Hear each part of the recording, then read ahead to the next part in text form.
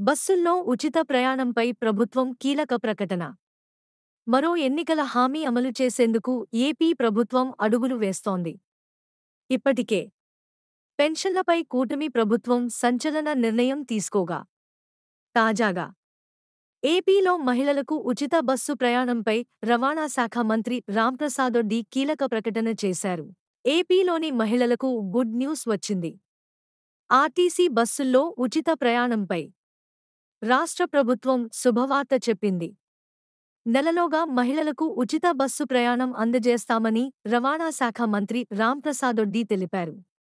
పక్క రాష్ట్రాలైన తెలంగాణ, కర్ణాటకలో అమలవుతోన్న ఉచిత బస్సు సౌకర్యంపై పూర్తి స్థాయిలో రివ్యూ చేస్తున్నట్లు వెల్లడించారు. ఈ పథకం అమలులో ఎదురయ్యే సమస్యలపై పూర్తి స్థాయిలో విశ్లేషణ చేస్తున్నట్లు వివరించారు. తాము తీసుకునే నిర్ణయం ఎవరినీ ఇబ్బంది పెట్టకుండా మహిళలకు ఉపయోగపడేలా ఉంటుందని చెప్పారు మంత్రి రాంప్రసాదొడ్డి. రానున్న 5 ఏళ్లు మహిళామణులకు ఉచిత బస్సు సౌకర్యం కల్పిస్తామని స్పష్టం చేశారు.